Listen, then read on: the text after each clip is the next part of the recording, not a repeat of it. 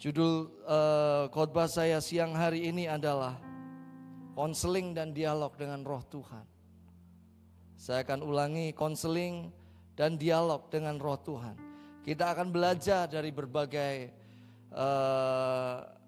contoh supaya kita bisa mengerti dan kita bisa mengalami yang ajaib bersama dengan Tuhan. Saudaraku, mari kita lihat sama-sama Yakobus pasal yang kelima ayat yang ke-17 sampai 18. 2 minggu yang lalu pada waktu saya sampaikan di live streaming Fire Community Youth Service, saya sampaikan 4 poin yang dimiliki oleh Elia sehingga Elia menjadi orang yang luar biasa. Saudaraku, siang hari ini saya mau tambahkan 1 poin yang ketinggalan dari 2 minggu yang lalu. Saya berdoa lengkap 5 poin ini akan menjadi senjata buat setiap kita untuk melewati masa-masa ini. Kita akan keluar dari masa-masa ini menjadi orang-orang muda yang mengalami kemenangan-kemenangan yang ajaib. Yang percaya katakan amin. Mari kita baca sama-sama Yakobus pasal yang kelima ayat 17 sampai 18. Elia adalah manusia biasa, sama seperti kita. Katakan, Elia adalah manusia biasa, sama seperti kita. Amin. Seperti saudara dan saya. Dan ia telah bersungguh-sungguh berdoa supaya hujan jangan turun dan hujan pun tidak turun di bumi selama 3 tahun dan 6 bulan. Lalu ia berdoa pula dan langit menurunkan hujan dan bumi pun mengeluarkan buahnya. Saya fokus akan di satu kalimat yang saya kasih warna kuning. Elia adalah manusia biasa, sama seperti kita. Saudaraku, Elia bukanlah manusia super, seperti Superman, sehingga bahkan untuk pakai celana dalam pun dia gunakan di luar. Betapa supernya. Dan kita bukan Superman. Kita manusia biasa seperti Elia.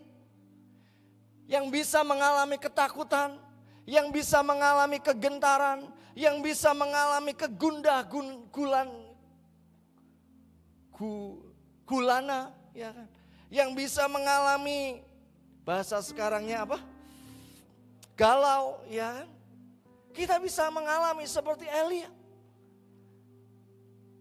Elia mengalami itu, kita juga mengalami itu.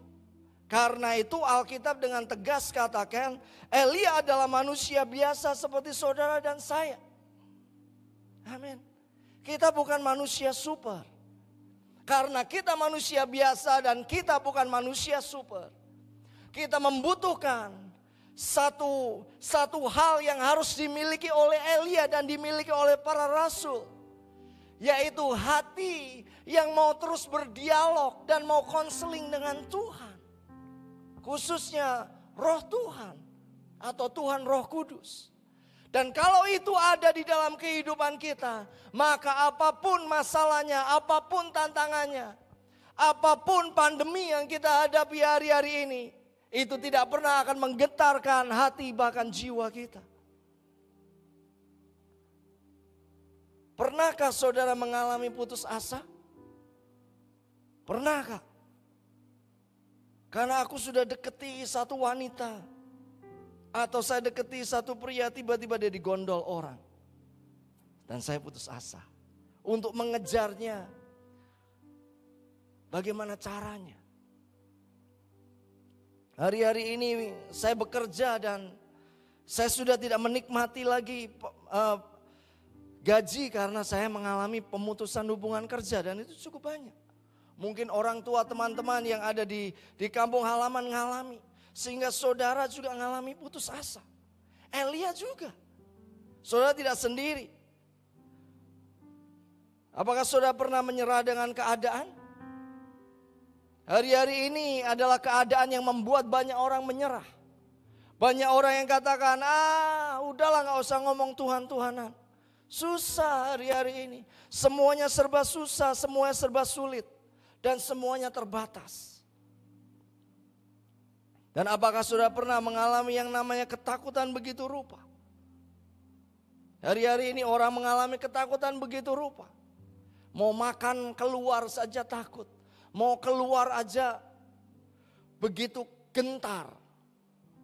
Jangan-jangan ada banyak hal jangan-jangan yang kita punyai. Pernahkah kita mengalami bahkan ingin mati rasanya? Percayalah saudara tidak sendiri. Makanya Alkitab katakan Elia adalah manusia biasa. Karena Elia pernah mengalaminya. Elia pernah melewati jalan itu. Dan kalau saudara pernah mengalaminya. Dan hari-hari ini saudara mengalaminya. Saudara tidak sendiri, yang percaya katakan amin. Saudara tidak pernah, jangan pernah mau merasa sendirian. Enggak, nabi besar yang mempengaruhi pelayanan Kristus salah satunya adalah Elia. Sebelum dia masuk di dalam pelayanan yang begitu ajaib, semakin ajaib bahkan sebelum dia menyelesaikannya, dia ketemu dengan satu hamba Tuhan. Namanya Elia. Di gunung kemuliaan. Ini luar biasa. Karena itu kita mau belajar apa sih yang menjadi rahasianya. Tapi sebelumnya mari kita lihat 1 Raja-Raja 19 ayat yang keempat. Ketika Ahab memberitahukan kepada Isabel, bahasanya Isabel itu ya, segala yang dilakukan Elia dan perihal Elia membunuh semua nabi itu dengan pedang, maka Isabel menyuruh seorang suruhan mengatakan kepada Elia. Apa yang diomong? Ini perempuan dominan buat para wanita. Salah satu yang harus dihancurkan di dalam hidup kita sebelum kita masuk di dalam pernikahan adalah spirit of domination. Betul. Kalau kita tidak bisa tunduk dengan pria, lebih baik saudara mesti berdoa, pakai kain kabung terlebih dahulu. Dan bereskan itu hari-hari ini. Jangan-jangan itu menjadi masalah besar sehingga Tuhan belum kasih pasangan hidup. Itu masalah besar. Karena itu menyebabkan banyak pernikahan itu hancur. Karena wanita mencoba menjadi pemimpin, menjadi kepala. Bisa, tetapi hancur. Ya. Nah, Isabel sama itu. Isabel ini sama ini. Dia kan kalau saudara baca Ahab itu apa? Ahab itu mungkin anak mami kali, ya kan? Nggak dapat kebun anggurnya Nabot, nangis, ya kan? Itu Isabel, itu Ahab itu nangis, ngomong sama Isabel, yang eksekusi Isabel, ya. Dia ngomong tuh sama Elia, beginilah kiranya para Allah menghukum aku. Bahkan lebih lagi daripada itu, jika besok kira-kira pada waktu ini aku tidak membuat nyawamu sama seperti nyawa salah seorang dari mereka itu. Siapa itu mereka itu? 400 nabi Baal dan 450 nabi Asyera yang dihabisi dan dibunuh oleh Elia. Ada 850. Dia bertempur di Gunung Karmel. Dia lagi ngalami kemenangan itu ya. Maka takutlah ia. Lalu bangkit dan pergi menyelamatkan nyawanya. Dan setelah ia sampai ke Beersheba yang termasuk wilayah Yehuda, ia meninggalkan bujangnya di sana. Saudaraku,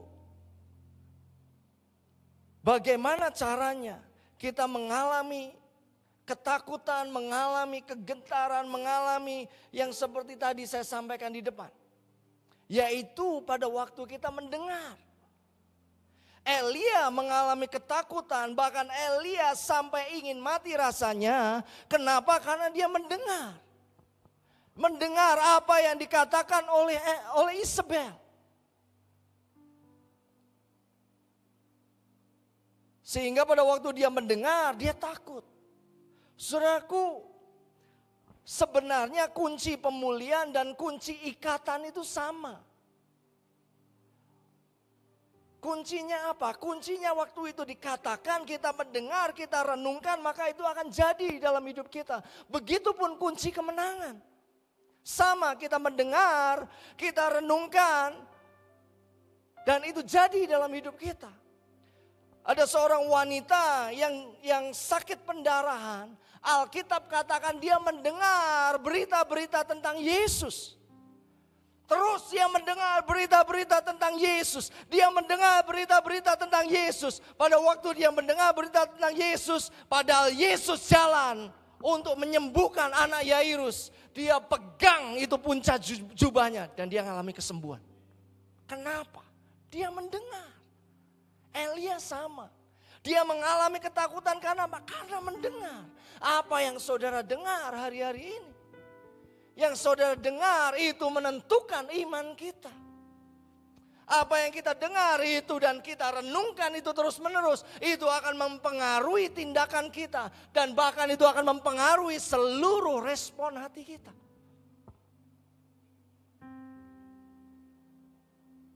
Elia mengalami itu semua.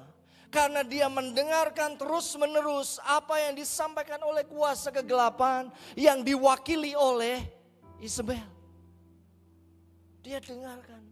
Pada waktu dia dengarkan, dia mengalami ketakutan. Loh, itu nabi besar. Nabi yang luar biasa. Nabi yang ajaib, nabi yang dahsyat. Dan dia baru saja mengalami kemenangan besar. Itu dari pasal 18 kan kemenangan besar. Pindah ke pasal 19 pengen mati. Oh bisa. Makanya Alkitab katakan Elia adalah manusia biasa. Sama seperti saudara dan saya. Kita mungkin baru ngalami on fire. Di jam ini. Kita bisa berubah kok di jam berikutnya. Kenapa? Apa yang kita dengar. Pintu masuk ketakutan adalah telinga yang mendengar. Kalau begitu saya tutup aja telinga saya, Kak. Enggak, harusnya bukan ditutup. Harusnya saudara mesti mendengar berita yang benar. Karena kalau saudara mendengar berita yang benar, saudara akan punya respon yang benar. Karena kalau saudara mendengar berita yang benar, maka hidup saudara akan mengalami dibenarkan. Pintu masuk ketakutan adalah telinga yang mendengar dan hati yang merenungkan.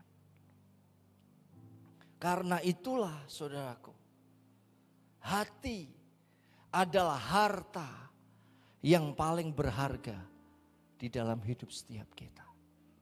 Harta yang paling berharga bagi hidup kita adalah sikap hati yang berkenan kepada Allah. Karena itu mari jaga ini hati baik-baik. Sebab hatimu menentukan jalan hidup. Dan bagaimana jaga hati kita baik-baik. Jaga telinga kita untuk kita mendengar hanya kebenaran firman. Amin. Amin. 1 Raja-Raja 19 ayat yang keempat. Tetapi ia sendiri masuk ke padang gurun sehari perjalanan jauhnya. Lalu duduk di bawah sebuah pohon arar.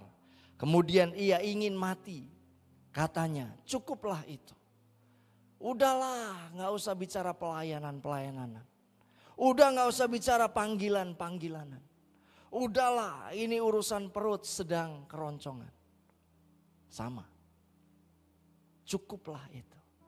Dia tinggalkan bujangnya. Malaikat datang. Kasih makan. Udahlah, taruh aja, taruh. Saudaraku, saking apanya? Saking bekunya itu Elia. Lu itu nabi besar. Itu nabi yang luar biasa. Tetapi karena dia mendengarkan terus apa yang disampaikan oleh Isabel, dia mengalami ketakutan dan hatinya teriritasi. Dan hatinya tidak percaya lagi sama Tuhan.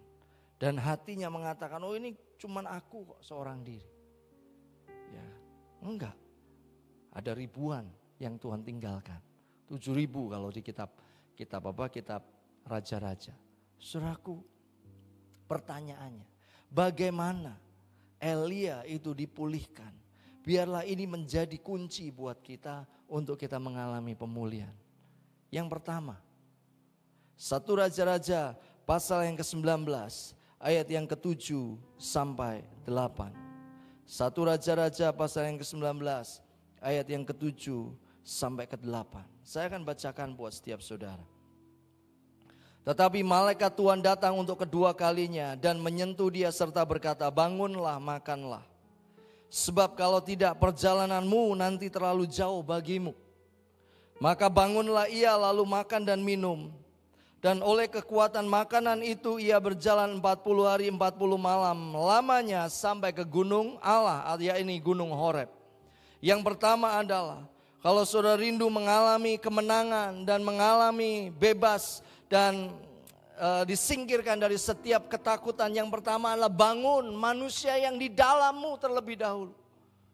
Dengan apakah? Berdoa. Dengan apakah? Dengan puasa. Memang tidak disebutkan di ayat ini bahwa Elia doa puasa, tapi 40 hari 40 malam jalan, tidak makan, tidak minum, kita bisa menyimpulkan bahwa dia doa dan puasa.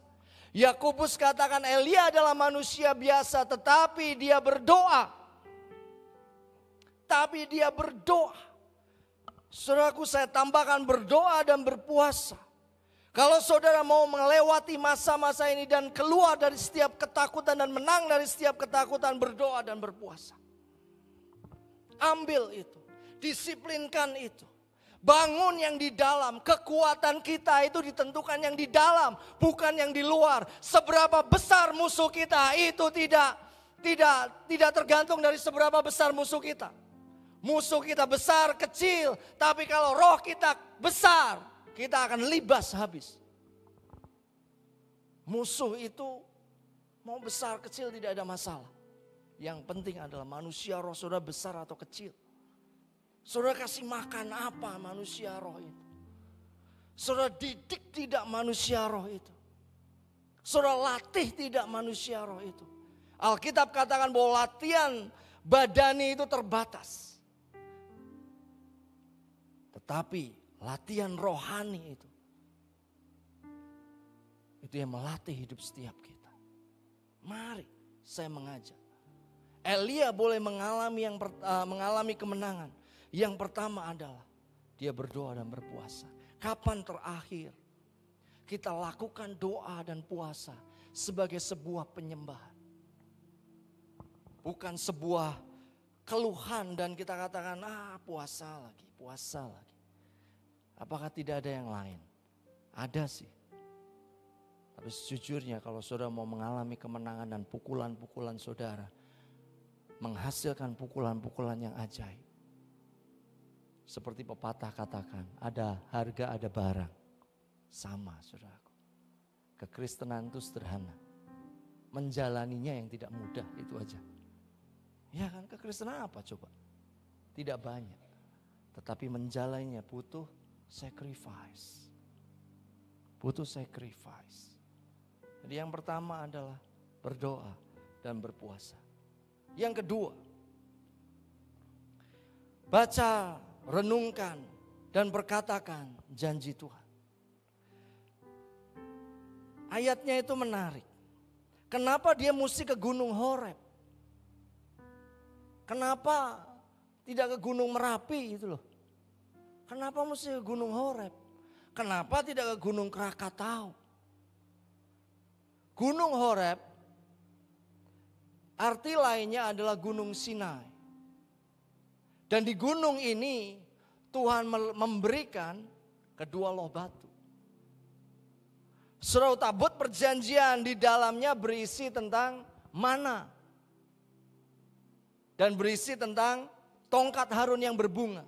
Dan berisi tentang dua loh batu yang melambangkan kebenaran firman. Kalau saudara mau mengalami kemenangan, baca dan renungkan. Perkatakan janji Tuhan. Kalau suruh cuman perkatakan aja, perkatakan. Mau katakan apa jadi sih? Jadi saudaraku. Percaya saudara.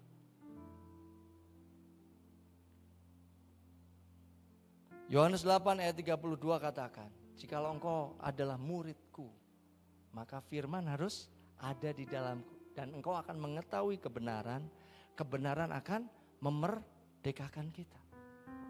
Gimana caranya kita dimerdekakan dari ketakutan? pakai psikolog, nggak bisa. Suruh renungkan firman, merdeka. Yakin, karena Alkitab berikan janji. Saudara ngalami hari ini ketakutan, studiku gimana?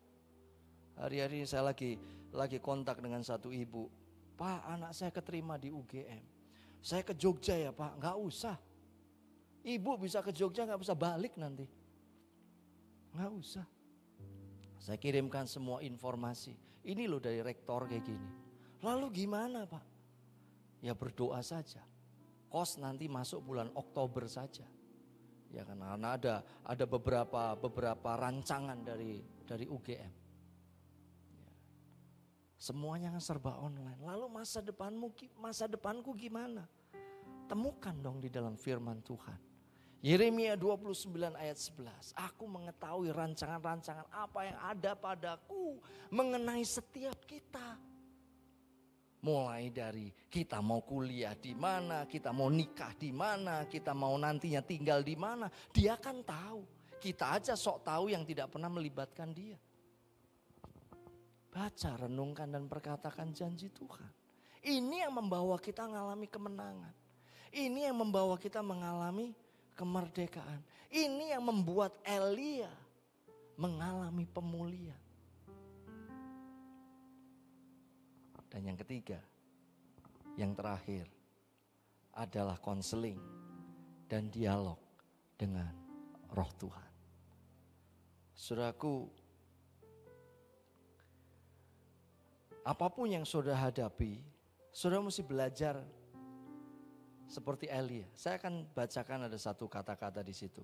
Jujur mengungkapkan semua emosi negatif, semua pergumulan, semua ikatan, semua pencobaan atau tantangan kepada sahabat terbaik, yaitu Roh Tuhan. Dan mendengarkan suaranya sebagai alat penyembuh jiwa. Itu yang disebut dengan konseling dan dialog dengan Roh Tuhan. Konseling dan dialog dengan Roh Tuhan adalah jujur. Mengungkapkan semuanya. Semua ketakutan, semua yang negatif, semua pergumulan, semua ikatan, semua pencobaan. Kepada siapa? Kepada sahabat yang terbaik, yaitu Roh Tuhan. Dan jangan berhenti di situ. Kita ini dialog, bukan prolog, bukan monolog, tapi kita dialog. Ada dianya yang kita ajak log. Ya kan, makanya disebutnya dialog. Kita punya teman. Dialog itu kan dua arah. Acap kali kita hilangkan mendengarkan suaranya. Dan kita ngomong, aku udah ngomong semuanya. Dia mau, aku juga mau ngomong. Kok kamu gak kasih aku kesempatan? Itu sebabnya kita tidak pernah mengalami kemenangan. Dan kita dari hari ke hari terus mengalami ketakutan. Karena kita menceritakan dan mendengarkan suaranya sebagai alat penyembuh jiwa. Itu adalah satu paket yang ajaib. Mari kita lihat contoh dari 1 Raja-Raja pasal yang ke-19. Mulai dari ayat yang ke-8. Ini dialog antara Tuhan dengan Elia. Di sana masuklah ia ke dalam sebuah gua dan bermalam di situ. Maka firman Tuhan datang kepadanya demikian, apakah kerjamu di sini Elia? Nih orang yang sudah sedikit stres nih. Jawabnya, aku bekerja segiat-giatnya bagi Tuhan, Allah semesta alam. Karena orang Israel meninggalkan perjanjianmu, meruntuhkan mezbah-mezbahmu, dan membunuh nabi-nabimu dengan pedang. Hanya aku seorang dirilah yang masih hidup, dan mereka ingin mencabut nyawaku. Lalu firman-Nya, keluarlah dan berdiri di atas gunung itu di hadapan Tuhan. Maka Tuhan lalu angin besar dan kuat yang membelah gunung-gunung dan memecahkan bukit-bukit batu mendahului Tuhan. Tetapi tidak ada Tuhan dalam angin itu, dan sesudah angin itu datanglah gempa. Tetapi tidak ada Tuhan dalam gempa itu, dan sesudah gempa itu datanglah api. Semua muncul manifestasi hebat-hebat. Tidak ono Tuhan di sono. Tetapi tidak ada Tuhan dalam api itu, Dan sesudah api itu datanglah bunyi angin sepoi-sepoi basah. Saya akan bacakan lanjutkan. Segera sesudah Elia mendengarnya, ia menyelubungi mukanya dengan jubahnya. Lalu pergi keluar dan berdiri di pintu gua itu. Maka datanglah suaranya kepadanya yang berbunyi, apakah kerjamu di sini, hai Elia? Jawabnya, aku bekerja segiat-giatnya bagi Tuhan, Allah semesta alam. Karena orang Israel meninggalkan perjanjianmu, meruntuhkan mezbah-mezbahmu, membunuh nabi-nabimu dengan pedang. Hanya aku seorang diri yang masih hidup, dan mereka ingin mencabut nyawaku. Firman Tuhan kepadanya, pergilah, kembalilah ke jalanmu melalui padang gurun ke Damsyik. Dan setelah engkau sampai, engkau harus mengurapi Hazael menjadi raja atas Aram. Juga Yehu cucu Nimsi haruslah kau urapi menjadi raja atas Israel. Dan Elisa bin Safat dari Abel Mehola harus kau urapi menjadi nabi menggantikan engkau. Maka siapa yang terluput dari pedang Hazael akan dibunuh oleh Yehu. Dan siapa yang terluput dari pedang Yehu akan dibunuh oleh Elisa. Tetapi aku akan meninggalkan 7.000 orang Israel, yakni semua orang yang tidak sujud menyembah Baal dan yang mulutnya tidak mencium dia. Ini dialog antara Tuhan dengan Elia. Saudaraku, yakinlah bahwa dia mau mendengar dan tertarik dengan apapun yang kita bicarakan dengan dia. Percaya saudara. Konseling dan dialog dengan Tuhan, saudara mesti yakin bahwa dia pribadi yang mau mendengar dan tertarik dengan apapun yang kita bicarakan dengan dia, apapun itu. Mulai dari baju yang saudara mau pakai, mulai dari gincu yang saudara mau beli. Kok pakainya gincu toh? Wong desa saudara taunya gincu. Ya. Mulai dari makanan yang saudara inginkan. Mulai dari apapun. Semuanya. Dia tertarik saudara. Jangan pikir bahwa dia hanya tertarik untuk membawa lawatan dan kegerakan atas bangsa-bangsa dan pertobatan atas bangsa-bangsa. Lalu dia tidak tertarik dengan celana yang kita mau pakai. Enggak. Semua dia tertarik. Dan dia punya konsentrasi penuh loh. Luar biasa. Roh Tuhan itu punya konsentrasi penuh buat kita.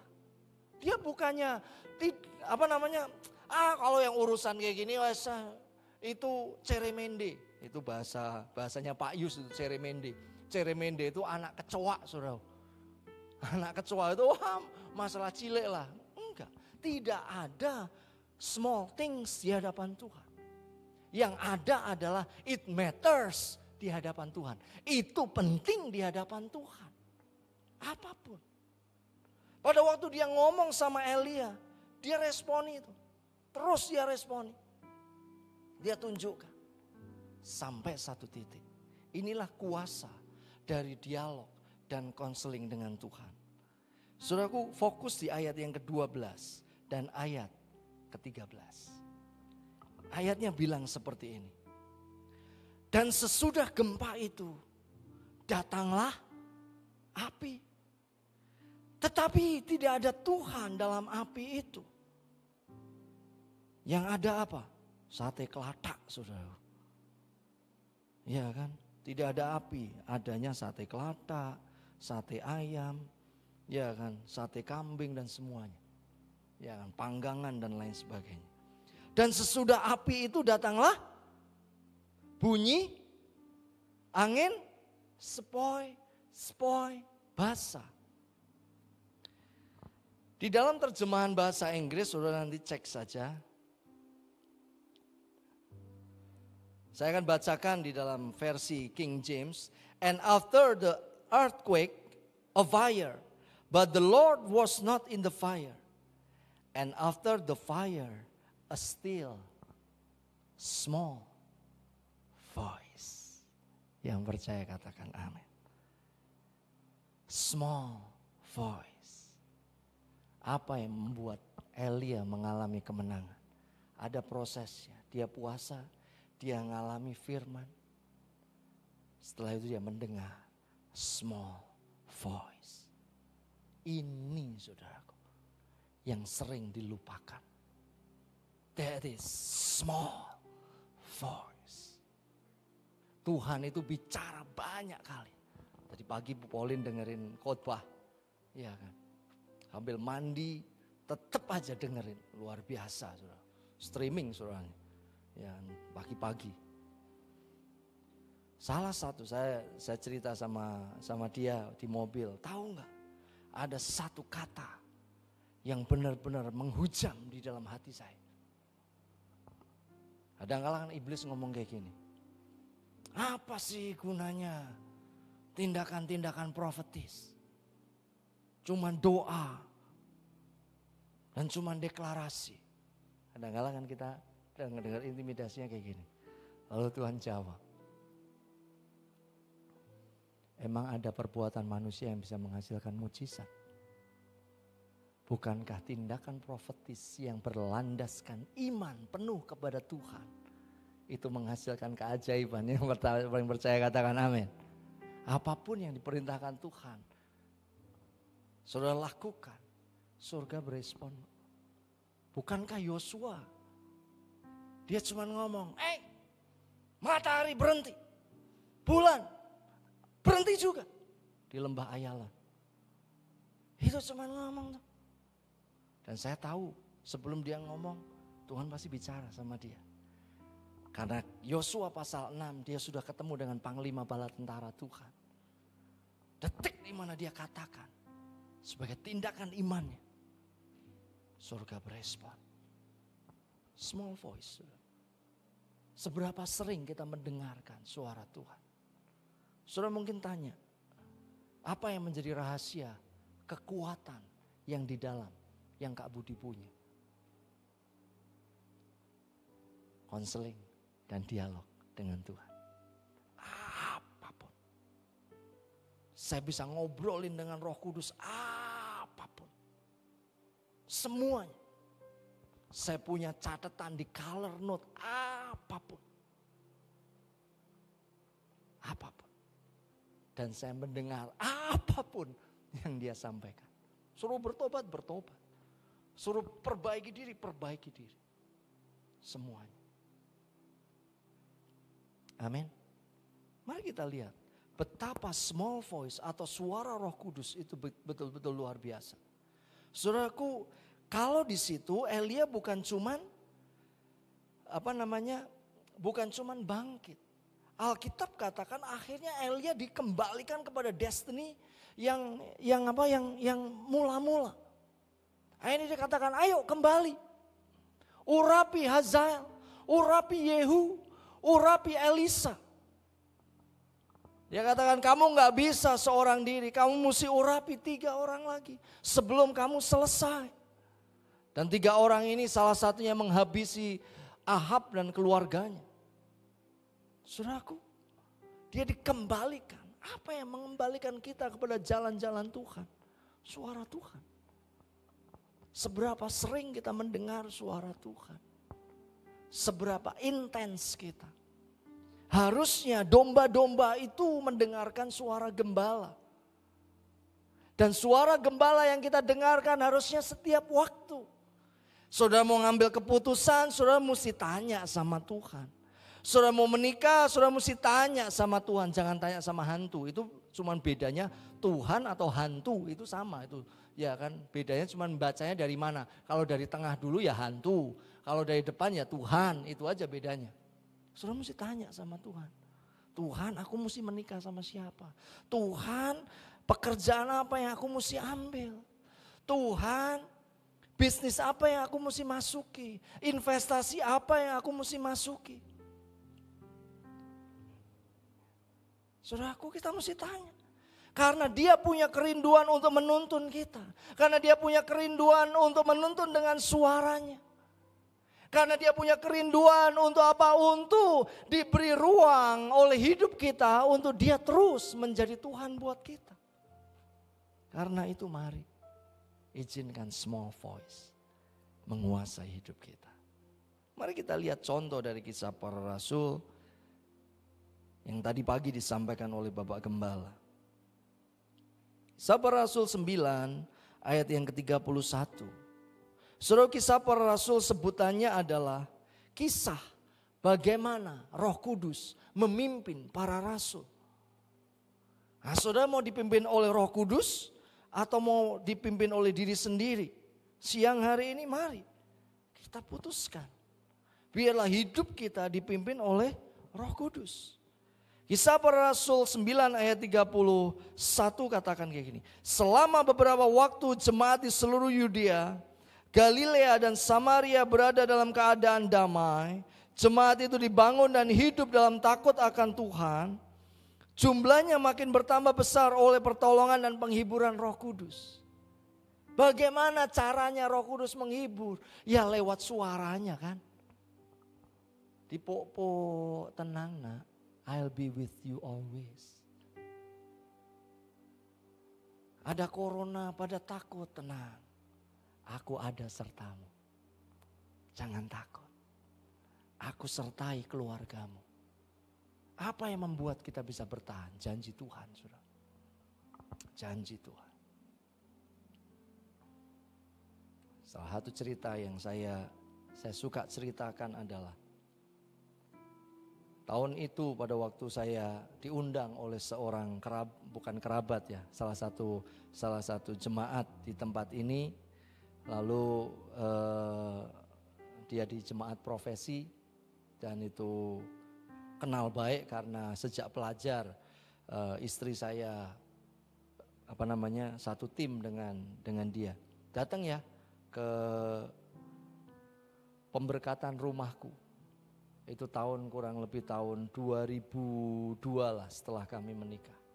Saudaraku, saya masuk rumahnya. Wih, gede saudara. Wih, hebat nih rumah. 2 lantai. Sejujurnya, hari itu bermimpi pun saya tidak berani. Gimana caranya ya mendatangkan rumah yang 2 lantai ini gimana? Tapi dia punya. Saya waktu itu masih ngontrak. Taman Kerajaan E28, sebelahnya Pak Kristono. Kenapa? Itu kontrakan paling murah. Setahunnya berapa Kak? 2.750.000. 2 tahun. Ya karena kita punya uang cuma buat ngontrak 2 tahun. Setelah itu gak tahu juga. 2 tahun, bayar dulu 2 tahun. Yang penting 2 tahun. Saya pulang dengan Honda Astrea 800. Bunyinya kayak gitu, kayak mesin jahit. Itu motornya Kak Pauline, bukan motor saya, itu motornya dia.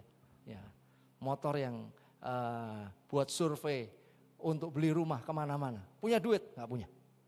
Mulai dari Kalasan dalam kondisi hamil besar saya ajak keliling. Kamu punya duit? Enggak. Punya apa? Punya penglihatan untuk lihat setiap rumah. Gimana caranya? Enggak tahu. Dan hari itu pada waktu saya pulang, Roh Kudus cuma ngomong.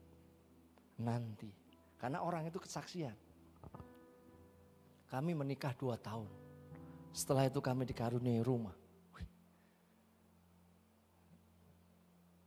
Pada waktu saya pulang, Roh Kudus ngomong, nanti di usia 2 tahunmu, kamu akan aku kasih rumah. Ya. Amin dah. Gimana caranya? Gak tahu. Amin saja. Jangan gak mau. Ya kan? Ya aminkan saja. Saudara misalnya dapetin, kamu nanti usia segini akan menikah, aminkan saja. Menikah dengan siapa? Itu urusannya dia. Ngapain saudara pusingin? Ya kan? Nanti kalau dapatnya semampai gimana Kak? Semeter tak sampai. Ya itu anugerah dan kemurahan Tuhan juga saudaraku. Ya kan? Itu terbaik menurut versi Tuhan. Dan saya mau kesaksian saudara. Tiba-tiba di 2 tahun itu. Uang saya di tabungan cuma 13 juta. Bisa buat beli rumah? Bisa saudara. Rumah apa? Saudara tahu kan kalau sekolah minggu ada rumah-rumahan pakai plastik? Gak tahu ya? Itu kalau rumah yang kecil kurang lebih sekitar 5 jutaan. Tapi kalau itu rumah yang besar, itu 13 jutaan saudara. Jadi saya cuma ngobrol hari-hari itu sama Tuhan. Rumah plastik Tuhan, dapatnya itu 13 juta. Tiba-tiba Kak Pauline kecelakaan. Waktu kecelakaan, tangannya putus. Ya kan, cukup lama saya tidak izinkan naik motor. Kenapa dia pulang Komsel, kecelakaan di perempatan Citrouli. Orang yang tabrak dia nggak apa-apa, dia patah. Ya kan. Ya udah kita beliin mobil aja. Mobil yang saya suka itu mobil Jimny Jimny jangkrik, ya kan? Jimny itu, ya kan, yang kayak kuda itu. Saya udah dapat itu, godean sana, 13 jutaan. Saya ajak salah satu teman staff, oh ini bagus nih. Tiba-tiba ada suara kecil dari Ibu Gembala JKI. Sinar Kemuliaan, waktu itu belum Ibu Gembala, itu mami mertua saya. Belum ada WhatsApp, belum ada Line, adanya cuman SMS.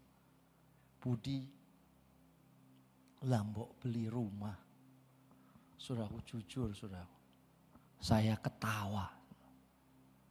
Saya nggak berani balas saudaraku. Itu kalau balas urusan panjang saudara. Saya cuman baca. Sampai saya ketawa, saya ngomong 13 juta, rumah apa? Rumah-rumahan. Di meja saya, Kedaulatan Rakyat, saya sedang buka iklan kecil mobil. Mobil apa? Jimny jangkrik. Saya emang carinya Jimny jangkrik. Yang cukup uangnya cuma Jimny jangkrik, saudaraku. Jimny yang lebih baru nggak cukup. Cuma Jimny jangkrik itu. Tahun 80 70-an kayak gitu. Kalau mogok gimana? Nah, itu urusan lain, yang penting naik Jimny jangkrik itu. Tapi siang itu saya ngomong, Tuhan, ini sepertinya suaramu ini. Saya tutup saudaraku, iklan kecil mobil. Saya cari iklan kecil rumah dengan modal 13 juta. Dan ajaib, saya kelilingin semua perumahan yang harganya sekitar 100, di atas 100 sedikit lah. Tidak ada yang jual, tidak ada yang dijual saudara. Tapi tiba-tiba Bang Richard, saya masih ingat itu. Ini belum jadi bagus. Dia ngomong, ada rumah mau dijual. Murah. Murah berapa Bang? 60 juta. Wih, murah itu Bang. Saudaraku, saya jujur ya, saya tidak cek semua surat-surat. Saking murahnya. Saya beli saja. Dan itu menjadi rumah mujizat yang ajaib. Genap saya selesai 2 tahun, saya masuk di rumah itu. Dia Tuhan yang tidak pernah terlambat. Itulah kuasa dari the small voice. Kisah Para Rasul 10 ayat yang ke-17. Kisah Para Rasul 10 ayat yang ke-17. Petrus bertanya-tanya di dalam hatinya, apa kiranya arti penglihatan yang telah dilihatnya itu? Sementara itu telah sampai di muka pintu orang-orang yang disuruhnya oleh Kornelius dan berusaha mengetahui di mana rumah Simon. Ayat 18, mereka memanggil seorang dan bertanya, apakah Simon yang disebut Petrus ada menumpang di rumah itu? Ini Freedom Life hari ini ya. Dan ketika Petrus sedang berpikir tentang penglihatan itu, berkatalah roh. Kenapa mesti dituliskan berkatalah roh? Karena roh Tuhan pengen bicara. Amin. Karena roh Tuhan pengen menuntun hidup kita. Karena roh Tuhan pengen membimbing hidup kita. Karena roh Tuhan pengen menyatakan isi hati, kehendak Bapa, rencananya di dalam hidup setiap kita. Makanya karena itu dengarkan apa yang roh katakan. Kalau kita baca di kitab Wahyu, kita akan dengar tuh. Ya kan? Berkatalah roh, barang siapa memiliki telinga hendaklah mendengarkan apa yang dikatakan roh. Setiap jemaat, baik itu Tiatira, semuanya itu selalu ada ayat yang seperti itu. Dia pengen bicara sama kita. Kisah Para Rasul 13 ayat yang pertama. Pada waktu itu dalam jemaat di Antioquia ada beberapa nabi dan pengajar, yaitu Barnabas dan Simeon yang disebut Niger, dan Lukius orang Kirene dan Menahem yang diasuh bersama dengan raja wilayah Herodes dan Saulus. Pada satu hari ketika mereka beribadah kepada Tuhan dan berpuasa, berkatalah Roh Kudus. Di awal tadi saya sampaikan puasa, saudara. Itu membuat telinga rohani kita dibersihkan dengan puasa. Kok aku gak bisa mendengar suara Tuhan, susah banget mendengar suara Tuhan. Saudara mendengar suara iblis gampang banget, kok bisa? Saudara dengerin suara intimidasi begitu luar biasanya dan saudara aminkan. Saudara dengarkan berita-berita buruk dari koran dan saudara katakan, oh betul itu, kok bisa? Saudara dengarkan suara Tuhan, saudara katakan suara Tuhan ada di mana, gua gak dengar, kok bisa?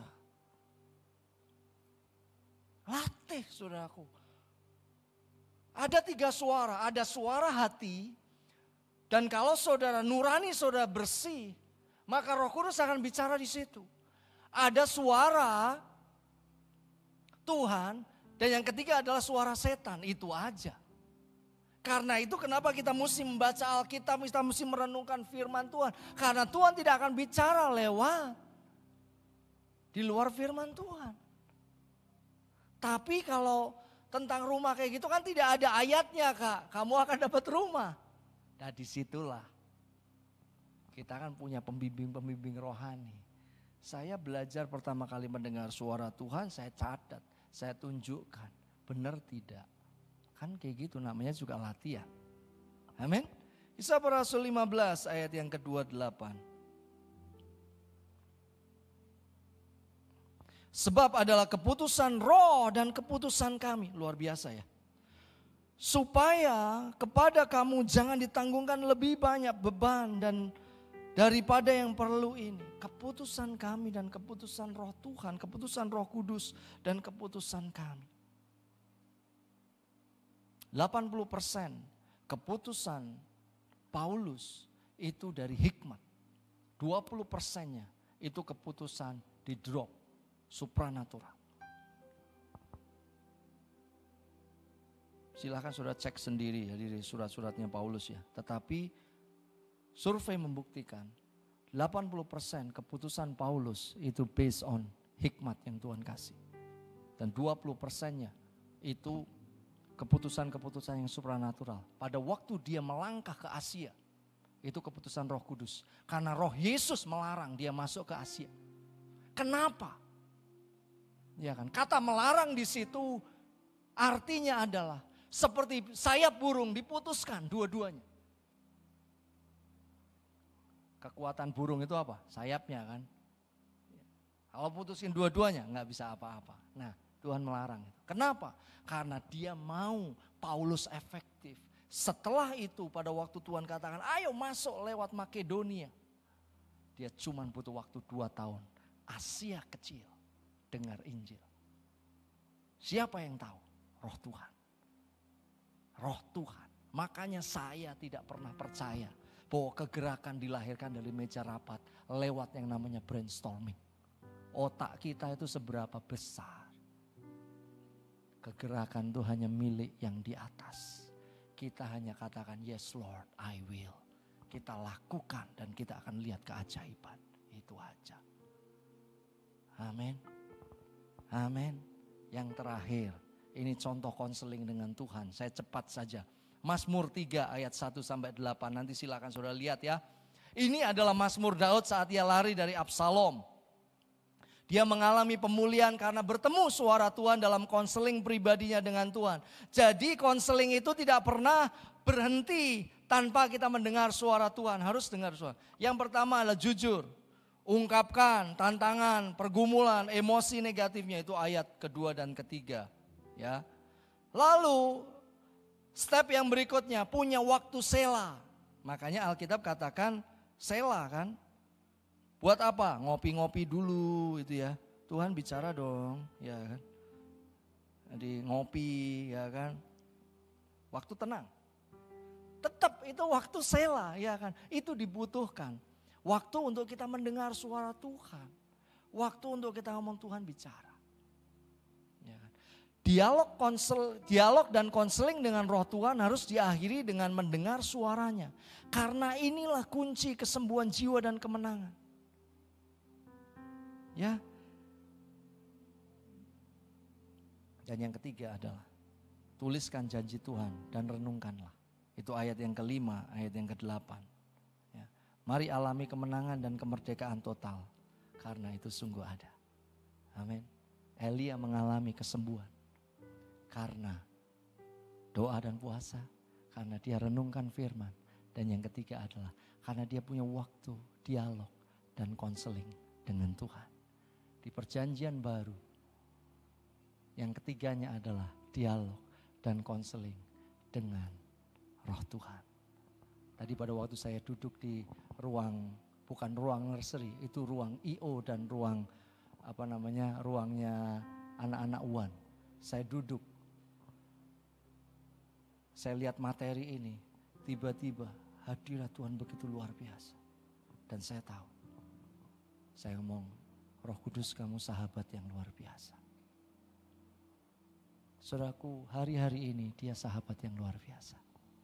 Ajak dong dia ngobrol sama kita. Amin. Amin. Amin. Buat teman-teman yang ada di rumah, ayo jadikan sahabat. Roh Kudus menjadi sahabat buat kita. Saya ajak bangkit berdiri semuanya.